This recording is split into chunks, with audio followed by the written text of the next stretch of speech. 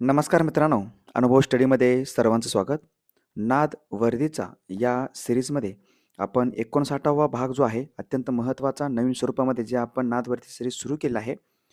Without option no without option GK no tension म्हणून. तर त्यामध्ये आपण रोज रात्री 10:30 वाजता 25 प्रश्न जी-केचे बघत असतो, जे पोलीस भरतीसाठी खास करून हा कोर्स, ही सिरीज आपण डिझाइन केलेलं आहे. ओके, चला बघूयात अत्यंत महत्त्वाचे आजचे प्रश्न. तुम्ही नवीन असाल तर चॅनलला सबस्क्राईब करा, तुमच्या मित्रापर्यंत लिंक शेअर करा. व्हिडिओ आवडला तर जरूर लाईक करायचं आहे. आणि हे आपलं जो काही पोलीस भरतीसाठीचंच जो आपलं पुस्तक आहे, नाद वर्दीचा पुस्तक नक्कीच मार्केटमध्ये अवेलेबल झालेलं आहे. तुम्ही घेऊ शकता. 9,900 प्लस जी-केचे प्रश्न आपण ह्या पुस्तकामध्ये कव्हर केलं आहे. 2018 ते 2024 मधील सर्व जी-के या पुस्तकामध्ये आपण दिलेलं आहे. वन लाईनर स्वरूपामध्ये पुस्तकाविषयी माहिती या ठिकाणी तुम्ही वाचू शकता, बघू शकता. महाराष्ट्रामध्ये सर्व बुक स्टॉलमध्ये साधारणतः हे पुस्तक उपलब्ध आहे. तुम्ही विचारू शकता, पाहू शकता. पुस्तक बघितल्यानंतर तुम्हाला त्याची क्वालिटी कळून जाईल आणि नक्कीच तुम्हाला येणाऱ्या भरतीसाठी यातून प्रश्न पाहायला भेटतील. आणि जिल्हा विशेष पण माहिती मी ह्याच्यामध्ये दिलेलं आहे. ओके. जर कोणाला घरपोच पुस्तक मागवायचं असेल, तर तुम्ही ह्या नंबरवरती मला WhatsAppला मेसेज करायचं आहे. ओके. त्याला डेमो देखील तुम्हाला बघायचा असेल तर त्या नंबरला तुम्ही WhatsAppला मेसेज करा. चला घ्या. अत्यंत महत्त्वाचा पहिला प्रश्न जो आजचा आहे. मानवी गुणसूत्रामधील किती जोड्या या लिंग गुणसूत्राचे आहेत? लिंग गुणसूत्र. ओके. लिंग गुणसूत्राच्या एकूण किती जोड्या असतील आपल्याकडं? बघा, मानव आहे. मानवामध्ये एकूण किती गुणसूत्रे असतात? 46 गुणसूत्रे असतात, सगळ्यांना माहिती आहे. जर जोडी विचारली तर ते 23 जोड्या असतात. ओके. आणि जी शेवटची जोडी आहे ना, 23वी जोडी म्हणतो मी आता. 23वी जोडी जी आहे, ती आहे लिंग गुणसूत्राची जोडी. म्हणजे लिंग ठरवतं मुलगा की मुलगी अशा पद्धतीचं. ओके. 23वी जोडी आहे, लक्षात ठेवा. म्हणजे किती जोडी झाली ही? एकच. म्हणजे किती जोड्या विचारलं तर या प्रश्नाचं उत्तर आहे फक्त आणि फक्त 1. ओके. एक गुणसूत्र काय आहे? एक जोडी काय आहे? हे लिंग गुणसूत्राचं आहे. आणि आणि ही जोडी आहे, ठीक आहे. ही जोडी आहे. मग त्याच्यामध्ये जर मेल असेल तर एक्स आणि वायची जोडी आहे आणि जर फिमेल असेल तर एक्स आणि एक्सची जोडी आहे. लक्षात ठेवा. हे आपल्याला आपण विज्ञानामध्ये अगदी छान पद्धतीने शिकवलेलं आहे. तुम्हाला आठवत असेल. ओके. मानवी गुणसूत्र लक्षात ठेवायचं आहे. गुणसूत्र म्हणजे जीन्सचा साठा आहे तो. जीन म्हणजे जनुकाचा हा साठा आहे. जनुके ज्याच्यामध्ये असतात डी-एन-ए लक्षात ठेवा. ओके. डी-एन-ए हा आहे, ज्याला आपण डीऑक्सिरायबो न्यूक्लिक ॲसिड असं म्हणतो. पुढचा प्रश्न. मानवी डोळ्याचा कोणता भाग हा आत येणाऱ्या किरणांना नियंत्रित करतो? म्हणजे आपल्या डोळ्यामधील जे काही पार्ट आहेत, भाग आहेत, तर असा कोणता असा भाग आहे जो आत येणारे जे प्रकाश किरण आहेत त्यांना काय करतो? नियंत्रित करतो. तर तो आहे आयरिस. ओके. आयरिस म्हणा तुम्ही किंवा त्याला ऑप्शनमध्ये जर तुम्ही इरिस हा भेटलं तरी तोच आहे. ज्याला मराठीमध्ये आपण बुब्बुळ असं म्हणू. ओके. बुब्बुळ किंवा आयरिस, इरिस हे काय करतं? आत येणाऱ्या प्रकाश किरणांना नियंत्रित करतं. म्हणजेच काय? प्रकाश किरणं जर भरपूर असले तर आपण बारीक डोळा करतो बघा. म्हणजे आतला जो काही बुब्बुळ आहे तो लहान करतो. आणि जर अंधार असेल तर आपण डोळे फाडून असं डोळे मोठे करून बघतो. ठीक आहे. हे म्हणजे हे आपण मोठं करण्याचा प्रयत्न करतो. कळलं? लक्षात ठेवा. हे आहे बुब्बुळ. बुब्बुळ आहे. आणि मानवी डोळ्यामधील असा कोणता भाग आहे जो आपण दान करता येऊ शकतो? तर तो आहे कॉर्निया, पारपटल. लक्षात ठेवा. हे पेपरला आलेलं आहे. पारपटल म्हणजे काय? कॉर्निया. इंग्लिशमध्ये नाव आपण थोडंसं लक्षात ठेवण्याचा प्रयत्न करा. ओके. कॉर्निया हा जो आहे तो आपण दान करू शकतो. आणि मानवी डोळ्यामध्ये असं कोणता भाग आहे ज्या ठिकाणी चित्र स्पष्ट होतं? चित्र दिसतं एकदम पाठीमागे, तर त्याला काय म्हणतो आपण? ओके. एकदम आतल्या बाजूनं त्याला म्हणतो आपण रेटिना. रेटिना या ठिकाणी चित्र स्पष्ट होतं. घ्या पुढचा प्रश्न. छातीच्या पिंजऱ्यात एकूण किती बरगड्या असतात? ओके. बरगड्या म्हणजे छातीच्या समोरच्या भागामध्ये एकूण किती असतील? एका साईडला 12 असतात आणि दुसऱ्या साईडला 12 असतात. असे 12 आणि 12 24 बरगड्या आपल्या एकूण छातीच्या पिंजऱ्यामध्ये आहेत. आलं लक्षात? आणि पाठीचा जर मी मणका म्हटलं, पाठीचा मणका पाठीमागे मानवाचा, तर त्याच्यामध्ये 33 हाडे असतात. लक्षात ठेवा. जर मानवाचा चेहरा म्हटलं मी, मानवाचा चेहऱ्यामध्ये 14 हाडे असतात. एका हाताची जर मी बोटे म्हटली तर 14 हाडे असतात. ओके. हे आपण विज्ञानामध्ये बघितलं. लक्षात ठेवा. हाडामध्ये काय असतं ॲक्च्युली? ओके. हाडामध्ये नेमकं असतं काय? त्याच्यामध्ये असतं कॅल्शियम असतं. कॅल्शियम प्लस फॉस्फरस असतं. लक्षात ठेवा. Calcium plus phosphorus. त्याला आपण आणि हाडाला जर कधी कर्करोग झाला, कॅन्सर झालं, बोन कॅन्सर म्हणतो आपण त्यांना, त्याला म्हणतात ऑस्टिओसार्कोमा. ऑस्टिओसार्कोमा लक्षात ठेवा. आणि हाडांचा अभ्यास करायचा असेल तर म्हणतात ऑस्टिओलॉजी. मानवाच्या शरीरामध्ये आपल्या वजनाच्या जवळपास 18% हाडे असतात. 18.1% हाडे असतात.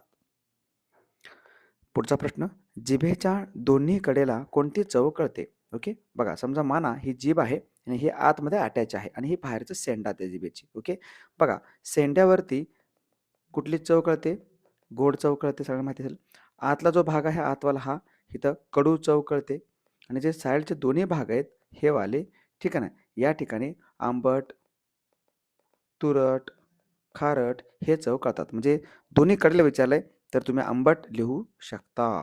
आंबट, तुरट, खारट वगैरे हे चव. तिखट ही चव नाही बरं का, तिखट चव नाही आहे. ते तिखट म्हणजे पेशींचं जळणं आहे. हां, हे लक्षात ठेवा. हा प्रश्न खूप महत्त्वाचा आहे. विज्ञानामध्ये खूप छान पद्धतीने तुम्हाला प्रश्न विचारू शकतात. पुढचा प्रश्न आहे, आवळ्यामध्ये कोणते जीवनसत्व असते? आवळा. आवळ्यामध्ये कोणते जीवनसत्व असतं? व्हिटॅमिन सी असतं. आवळा हा आंबट आहे ना, आणि व्हिटॅमिन सी म्हणजेच काय आहे? हे एक ॲस्कॉर्बिक आम्ल आहे. ॲस्कॉर्बिक आम्ल आहे हे एक आम्ल, ॲसिड आहे म्हणजेच काय? आंबट आहे. ओके, आवळा लक्षात ठेवा. IMP आहे. आणि जर याची कमी झाली, ह्या व्हिटॅमिन सीची कमी झाली तर आपल्याला स्कर्व्ही नावाचा आजार होऊ शकतो. IMP लक्षात ठेवा. व्हिटॅमिनचा जो काही शोध आहे, जीवनसत्वाचा शोध आहे, तो फुंक या शास्त्राने लावला आहे. ए, डी, के, ई, बी आणि सी हे अशा 6 पद्धतीचे जीवनसत्व आपल्याकडे आहेत. आणि हे जे सुरुवातीचे 4 आहेत, ए, डी, के आणि ई, हे मेदामध्ये विरघळतात आणि जे नंतरचे 2 आहेत हे पाण्यामध्ये विरघळतात. लक्षात ठेवा. चला, अगदी छान पद्धतीने बघत आहे. चला लाईक करा बरं. लाईक करा सर्वजण. पुढचा प्रश्न आहे, संविधानामध्ये किती कलमे होती? म्हणजे होती याचा अर्थ कधी विचारला आहे? बघा, संविधान आपण कधी स्वीकृत केलं होतं? तर सर्वांना माहिती असेल, 26 नोव्हेंबर 1949ला आपण स्वीकृत केलं. त्यानंतर कधी आपण लागू केलं? भारतीय संविधान हे कधी आपण लागू केलं आहे? तर ते 26 जानेवारीला. 26 जानेवारी 1950 मध्ये लागू केलं. ज्यावेळेस आपण हे दोन्ही घटना म्हणजे लागू केलं किंवा स्वीकारलं, त्यावेळेस भारतीय राज्यघटनेमध्ये कलमे किती होती? 395 कलमे होती. म्हणजे हा प्रश्नाचं उत्तर काय असेल? 395. लक्षात ठेवा, 395. ज्यावेळेस घटना लागू केली त्यावेळेस भाग किती होते? तर 22 भाग होते. लक्षात ठेवा, 22 भाग होते. आणि परिशिष्टे किती होती? म्हणजे परिशिष्टेचा अर्थ होता अर्थ होतो अनुसूची. ओके, परिशिष्टे किती होती? 8 परिशिष्टे होती. हे झालं त्यावेळेसचं कंडिशन. आता जर म्हटलं तर 460 प्लस कलमे आहेत. लक्षात ठेवा, 25 भाग आहेत भारतीय राज्यघटनेमध्ये आणि 12 परिशिष्टे आहेत. भारतीय संविधान संपूर्ण जगातील सर्वात मोठी लिखित संविधान आहे. लक्षात ठेवा. पुढचा, मुंडा ही आदिवासी जमात कोणत्या राज्यात आढळते? मुंडा ही आदिवासी जमात कोणत्या राज्यात आढळते? हा राज्य आहे झारखंड. ओके, झारखंड लक्षात ठेवा. झारखंड, मध्य प्रदेश या ठिकाणी मुंडा ही आदिवासी जमात आढळते. आणि संथाळ पण आढळतं. ओके, संथाळ आणि संताळ हे देखील आदिवासी जमात आढळतं. लक्षात ठेवा, संथाळची संख्या खूप जास्त आहे आदिवासींमध्ये. IMP आहे. बाकी ओके. आणि महाराष्ट्रामध्ये तर सगळ्यांना माहिती असतील, भिल्ल आहे, गोंड आहे, त्यानंतर गावित आहे. ओके, वारली आहे आपल्या इकडं ठाणे आणि पालघरमध्ये.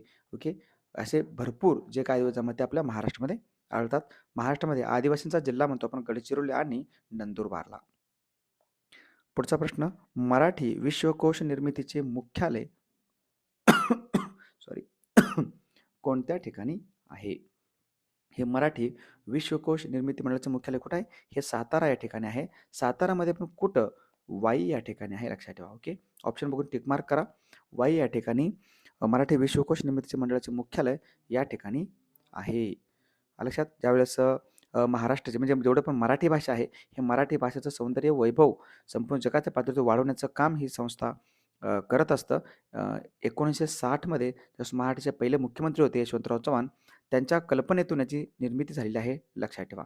1960ला एक संस्था निर्माण झाली. त्या संस्थेचं नाव आहे ओके, महाराष्ट्र राज्य साहित्य आणि संस्कृती मंडळ.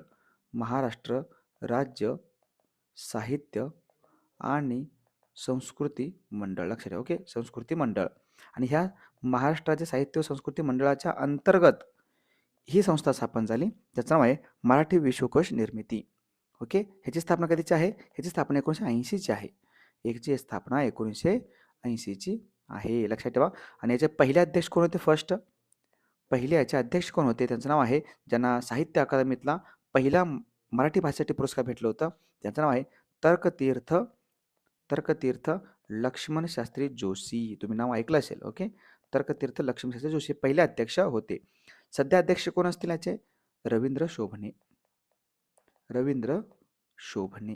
लक्षात ठेवा, ही माहिती IMP आहे. मराठी भाषेला अभिजात भाषेचा दर्जा देखील देण्यात आलेला आहे. पुढचा प्रश्न, विजेच्या दिव्याचा शोध हा कोणी लावलेला आहे? तर तो व्यक्ती आहे Thomas Edison. Thomas Alva Edison म्हणतो आपण. ओके. थॉमस अल्वा एडिसन यांनी विजेच्या दिव्याचा शोध लावलेला आहे. आणि विजेच्या दिव्यामध्ये जे त्या तार असते तिथे कशाची तार असते? तर तो टंगस्टनची तार असते, ज्याची संज्ञा आहे डब्ल्यू. टंगस्टन लक्षात ठेवा. डब्ल्यू वुल्फ्राम म्हणतो आपण टंगस्टनला. आणि लवकर वितळत नाही. लवकर वितळत नाही, लक्षात ठेवा. विजेचा दिवा. पुढचा प्रश्न, इलेक्ट्रॉनचा शोध हा कोणी लावलेला आहे? इलेक्ट्रॉन आहे. ओके. इलेक्ट्रॉनवरती जो आहे तो मायनस चार्ज असतो, आहे ना, म्हणजे मायनस असतो, लक्षात ठेवा. त्याला आपण ऋणात्मक म्हणतो आपण. इलेक्ट्रॉनचा शोध कोण लावला असेल? तर त्यांचं नाव आहे जे थॉम्सन. कोणी लावलं आहे? जे थॉम्सन यांनी शोध लावला आहे इलेक्ट्रॉनचं. इलेक्ट्रॉन कुठं असतात? हे असतं अणूमध्ये. ठीक आहे, अणूमध्ये असतं. आणि ज्या अणूमध्ये इलेक्ट्रॉन हे मुक्त स्वरूपामध्ये असतात, तो अणू कसा असतो? मूलद्रव्य कसा असतो? विजेचा सुवाहक असतो, लक्षात ठेवा. जे थॉम्सन इलेक्ट्रॉन IMP आहे. आणि अणूच्या बाह्यतम कक्षेमध्ये किती इलेक्ट्रॉन्स असतात? 2 इलेक्ट्रॉन्स असतात, लक्षात ठेवा. लक्षात. आणि जसं हे इलेक्ट्रॉन आहे तसं प्रोटॉन पण आहे. प्रोटॉनचा शोध कोणी लावला असेल? गोल्डस्टेन यांनी शोध लावलेला आहे प्रोटॉनचा. गोल्डस्टेन. ठीक आहे. इलेक्ट्रॉनचा शोध कोणी लावला असेल? तर तो आहे जे थॉम्सन. आणि प्रोटॉनचा शोध लावला आहे गोल्डस्टेन यांनी. गोल्डस्टेन. आणि अजून एक आहे. आणि जो प्रोटॉन आहे तो प्लस चार्ज असतो याच्यावरती. न्यूट्रॉन आहे तो उदासीन आहे. न्यूट्रॉनचा शोध लावलाय जेम्स चॅडविक यांनी. James Chadwick. पुढचा प्रश्न, त्वरणाचे SI पद्धती लेखक कोणतं आहे? हे आहे metre per second square. As it is लक्षात ठेवायचं आहे. Metre per second square. आज विज्ञानाचे प्रश्न थोडेसे जास्त झाले असतील. नेक्स्ट, सोन्याचे वैज्ञानिक नाव काय? सोने कळतं, गोल्ड म्हणतो आपण त्याला. गोल्ड. सोने गोल्ड आहे. आणि याची संज्ञा आहे AU. AU म्हणजेच काय? ऑरम. ऑरम, लक्षात ठेवा. ओके. AURM. ओके. ऑरम. म्हणून याच्यावरून आपण सोन्याला गोल्ड असं म्हणतो. ज्याला आपण AU असं म्हणतो, लक्षात ठेवा. म्हणजे गोल्डचं संज्ञा GO असं नाही आहे. आणि जो काय आपण आधुनिक आवर्त सारणी आहे, जो सारणी आहे, या आवर्त सारणीमध्ये सोने 79व्या क्रमांकावरती येतो, लक्षात ठेवा. म्हणजे सोन्याचा अणु अंक काय असेल? अणु अंक किंवा अणु क्रमांक किती असेल? तर तो आहे 79. जसं चांदी आहे बघा, चांदी. चांदी जी आहे, चांदीला AG म्हणतो आपण. ओके. AG असं म्हणतो. AG संज्ञा आहे त्याची, चांदीची. पुढचा प्रश्न, कार्बनचा अणुअंक किती असेल? म्हणजे आधुनिक आवर्त सारणीमध्ये कार्बन हा किती नंबरला आहे? तर तो आहे 6 नंबरला. ओके. 6 नंबरला आहे बघा. 1 नंबरला आहे हायड्रोजन आहे. 2 नंबरला आहे हेलियम. 2 नंबर हेलियम आहे. त्यानंतर 3 नंबरला आहे लिथियम. 4 नंबरला आहे बेरियम. ओके. बेरिलियम. ओके. 1 नंबरला हायड्रोजन आहे. 2 नंबरला हेलियम आहे. 3 नंबर लिथियम आहे. 4 नंबर बेरिलियम आहे. त्यानंतर बोरॉन आहे 5 नंबरला. 5 नंबरला बोरॉन आहे. आणि त्यानंतर 6 नंबरला काय आहे? आपला कार्बन येतो. 7 नंबरला ओके नायट्रोजन आहे, लक्षात ठेवा. लक्षात. बाकी हे जे आहेत ना, तुम्ही टॉप 20 कमीत कमी सुरुवातीपासून 20 पर्यंत ते लक्षात ठेवा. आर्गॉन आहे 18 नंबरला, सगळ्यांना माहिती असेल की हे सगळं तुम्ही लक्षात ठेवा. वाचून घ्या एकदा व्यवस्थितपणे, पेपरला प्रश्न त्याच्यावरती असतात. आणि जे आधुनिक आवर्त सारणी आहे ते मांडलेलं आहे हेनरी मोसले यांनी. हवेमध्ये ऑक्सिजन वायूचे प्रमाण किती टक्के आहे? बघा, हवेमध्ये ना 21% जे आहे ते ऑक्सिजन आहे, सगळ्यांना माहिती असेल. 78% काय आहे? ओके. 78% आहे नायट्रोजन, N. नायट्रोजन 78% आहे. ऑक्सिजन 21% आहे. आणि CO2 कार्बन डायऑक्साईड हे 0.03% आहे. पुढचा प्रश्न, टेनिसिन हे काय आहे? टेनिसिन हे एक मूलद्रव्य आहे. टेनिसिन हे एक मूलद्रव्य आहे. आणि हा आलेला क्वेश्चन आहे भरतीला, लक्षात ठेवा. हे एक मूलद्रव्य आहे जो आधुनिक आवर्त सारणीमध्ये 117व्या क्रमांकावरती येतो. आधुनिक जो आपला आवर्त सारणी आहे त्याच्यामध्ये 117व्या क्रमांकावरती येतो. कुठलं? टेनिसिन. त्याची संज्ञा आहे TS. TS, लक्षात ठेवा. पुढचा प्रश्न, 10 एप्रिल हा दिवस कोणता दिवस म्हणून साजरा केला जातो? 10 एप्रिलचा जो दिवस असतो तो आहे जागतिक जागतिक किंवा वर्ल्ड होमिओपॅथी दिन. होमिओपॅथी दिवस. जागतिक वर्ल्ड होमिओपॅथी दिन. होमिओपॅथी काय आहे? हे एक एक उपचार पद्धती आहे, नैसर्गिक उपचार पद्धती आहेत, लक्षात ठेवा. जसं आयुर्वेद, योगा, युनानी, सिद्ध आणि होमिओपॅथी. आयुषमध्ये जो एच आहे तो होमिओपॅथीच आहे. आणि ही जी काय जयंती असते 10 एप्रिलची जयंतीचा दिवस आहे ॲक्च्युली. ज्यांनी ही पद्धत शोधून काढली होमिओपॅथीची, त्यांचं नाव आहे डॉक्टर सॅम्युअल हानेमन. सॅम्युअल हानेमनची ही जयंती असते, लक्षात ठेवा. पुढचा प्रश्न, भारताचे पहिले CDS कोण होते? Chief of the defence staff, CDS. पहिले विचारलं आहे. फर्स्ट होते जनरल बिपिन रावत. जनरल बिपिन रावत, लक्षात ठेवा. आणि सध्या कोण असतील? सध्या कोण आहेत? अनिल चौहान. अनिल चौहान, लक्षात ठेवा. आणि अनिल चौहानचं एक नवीन पुस्तक पण आलेलं आहे मार्केटमध्ये, रेडी, रिलेव्हंट अँड रिसर्जंट नावाचं, लक्षात ठेवा. Chief of the defence staff हे भूदल प्रमुख, नौदल प्रमुख आणि वायुदल प्रमुखामध्ये एक संगनमत राहावं म्हणून आपण हे पद निर्माण केलेलं आहे. पुढचा प्रश्न, आणि जनरल बिपिन रावत यांचं केरळमध्ये विमान दुर्घटनेमध्ये निधन झालेलं आहे, ही तुम्हाला माहिती असेल त्यावेळेस. आणि अजित पवार 28 जानेवारीला महाराष्ट्राचे उपमुख्यमंत्री, ओके, तथा अर्थमंत्री, नियोजन मंत्री आणि ठीक आहे बरेचसे पद क्रीडामंत्री त्यांच्याकडे होतं. यांचं विमान दुर्घटनेमध्ये निधन झालेलं आहे. त्यांच्या आत्म्यास शांती लाभो. ओके, भावपूर्ण श्रद्धांजली आपण अर्पण करूयात. बारामतीमध्ये त्यांचं आज सकाळी 8-8:30च्या सुमारामध्ये विमान दुर्घटनेमध्ये त्यांच्यासहित आणखीन 5 जणांचा साधारणतः निधन झालेलं आहे. सगळ्यांना माहिती असेल. आणि ही महाराष्ट्राच्या राजकारणातील म्हणा म्हणजे महाराष्ट्रातील एक खूप मोठं दुःखद घटना घडलेली आहे. चला नेक्स्ट पुढचा प्रश्न आहे, वायव्य सरहद्द प्रांत कोणी निर्माण केलेला आहे? वायव्य सरहद्द प्रांत कोणी निर्माण केला असेल? तर आहे लॉर्ड कर्झन. लॉर्ड कर्झन, लक्षात ठेवा. ओके, लॉर्ड कर्झन वायव्य सरहद्द प्रांत निर्माण केलेला आहे. लॉर्ड कर्झन बंगालची फाळणी पण केली आहे. बंगालची फाळणी कुणी केलं असेल तर ते लॉर्ड कर्झन यांनीच केलेलं आहे. नेक्स्ट, महाराष्ट्राची आणि वायव्य सरहद्द प्रांत म्हणजे कुठलं? अफगाणिस्तानचा तो एरिया. वायव्य सरहद्द प्रांत ज्याला आपण सरहद्द गांधी असंही म्हणतो आपण, खान अब्दुल गफार खान यांना. महाराष्ट्राची व्याघ्र राजधानी कुठली असेल? हे महाराष्ट्राची आहे व्याघ्र राजधानी. संपूर्ण भारताची पण हीच आहे. कुठली? नागपूर. नागपूर ही राजधानी आहे, लक्षात ठेवा. भारताची किंवा महाराष्ट्राची व्याघ्र राजधानी, टायगर कॅपिटल ऑफ इंडिया.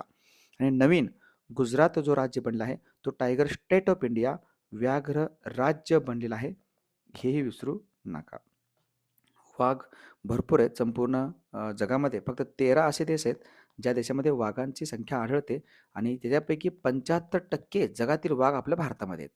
ही विसरू नका. 29 जो जुलै आहे तो आपण काय करतो? जागतिक व्याघ्र दिन म्हणून देखील साजरा करत असतो. चला पुढचा प्रश्न, कळसुबाई शिखराची उंची किती आहे? मुळात कळसुबाई हे शिखर अहिल्यानगर ज्या जिल्ह्यामध्ये आहे, अकोले तालुक्यामध्ये, तालुका मला लक्षात ठेवा बरं का, अकोले जो तालुका आहे, या अकोले तालुक्यामध्ये येतं कळसुबाई शिखर. आणि 1646 मीटर याची उंची आहे. कशाची? कळसुबाईची, लक्षात ठेवा. 1646 मीटर आणि महाराष्ट्राचा सर्वोच्च शिखर आहे. आपल्या सह्याद्री पर्वतरांगेमध्ये आहे, सगळ्यांना माहिती असेल कळसुबाई शिखर. आणि तुहीन सातारकर हे कळसुबाई शिखर सर करणारे पहिले व्यक्ती होते. पुढचा प्रश्न, कार्निवल हा जो काही सण आहे, कार्निवल हा उत्सव आहे ॲक्च्युली, कोणत्या राज्यात साजरा केला जातो? कार्निवल कुठं आहे? कार्निवल हा उत्सव आहे गोवामध्ये. गोव्यामध्ये आणखीन एक आहे ज्याचं नाव आहे सिग्मो. गोवामध्ये 2 फेस्टिवल कधीही विसरू नका. एक आहे कार्निवल, दुसरा आहे शिग्मो फेस्टिवल. गोव्याची राजधानी पणजी आहे. ओके, पणजी आहे. प्रमोद कुमार सावंत हे गोव्याचे कोणाचे सध्याच्या घडीला मुख्यमंत्री आहेत. कार्निवल उत्सव लक्षात ठेवा, फेमस आहे. कालाघोडा महोत्सव जसं मुंबईमध्ये आहे महाराष्ट्रात, तसं कार्निवल आणि शिग्मो दोन्ही गोव्यामध्ये येतात. गोव्यामध्ये नवीन 3रा जिल्हा निर्माण करण्यात आलेला आहे, पूर्वी 2च होते. चला पुढचा प्रश्न, महाराष्ट्र राज्याचे क्षेत्रफळ किती आहे? तर महाराष्ट्र राज्याचे क्षेत्रफळ आहे 3,07,713 चौरस किलोमीटर आहे. 3,07,713 चौरस किलोमीटर एवढी महाराष्ट्राचे क्षेत्रफळ आहे संपूर्ण टोटलपणे 1 मे 1960 मध्ये आपला महाराष्ट्र स्वतंत्र झालेला आहे. तो वेगळा झाला गुजरातपासून, लक्षात ठेवा.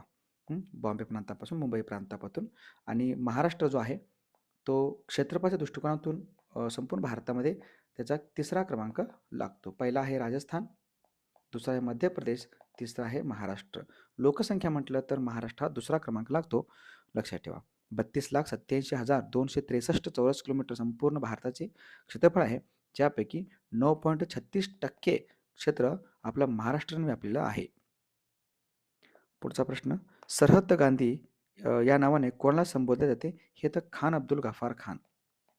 खान अब्दुल गफार खान आहे इथे. खान अब्दुल गफार खान, त्यांना सरहद्द गांधी असं म्हटलं जातं.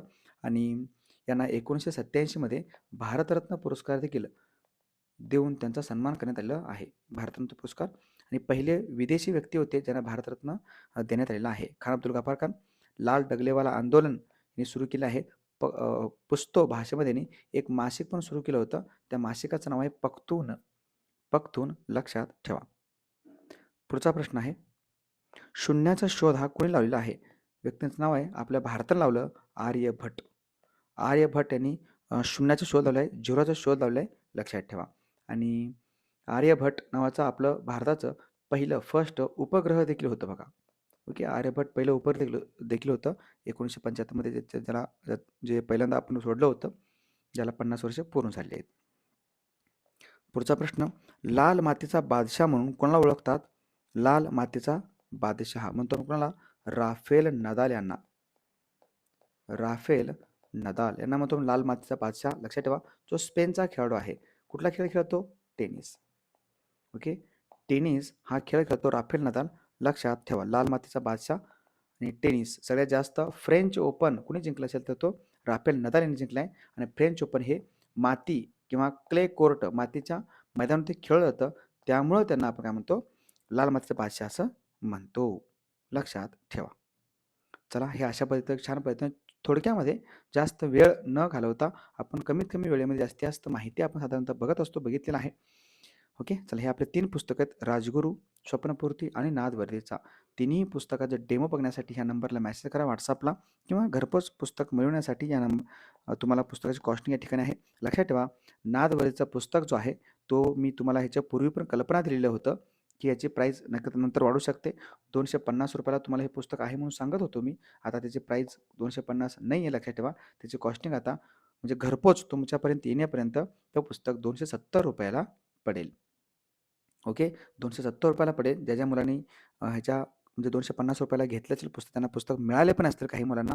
नक्कीच तुम्ही पुस्तक खूप छान पद्धतीने डिझाईन केलं आहे, वाचा, पाठ करा त्याला. अक्षरशः 60 ते 70% प्रश्न तुम्हाला याच्यामधूनच सापडतील येणाऱ्या पोलीस भरतीमध्ये. खूप छान पद्धतीचं पुस्तक आहे. ओके, चला. आणि कोणतेही पुस्तक तुम्हाला घरपोच मिळवण्यासाठी तुम्ही ह्या ठिकाणी QR कोड आहे, ज्यावरती पैसे पाठवा डायरेक्ट पद्धतीनं, आणि ह्या नंबरला मला व्हॉट्सअपला मेसेज करा. बाकी ठीक आहे, इथं थांबूयात. तुमच्या मित्रापर्यंत लिंक शेअर करा. जे विद्यार्थी नवीन असतील, पहिल्यांदा आपल्या ह्या चॅनलवरती आले असतील, पहिल्यांदाच माझा हा नादवर्दीचा सिरीज बघत असाल, तर नक्कीच तुम्हाला ही सिरीज कशी वाटली कमेंट करून नक्की मला सांगायचं आहे. तुमच्या मित्रापर्यंत शेअर करायचं आहे. ओके, आणि नवीन असाल तर चॅनलला सबस्क्राईब करून ठेवा. शेजारी दिलेल्या बेल आयकॉनला क्लिक करा, ऑल या बटनावरती टिक मार्क करा. प्रत्येक व्हिडिओची नोटिफिकेशन तुम्हाला मिळून जाईल. ओके, चला, इथं थांबवत आपण. आणि जे आपले बाकीचे पण सिरीज आहेत, रात्री 9 ते 10 पर्यंत आपलं डेली करंट अफेअर्स लाईव्ह चालतं आपल्या ह्या याच अनुभव स्टेज चॅनलवरती.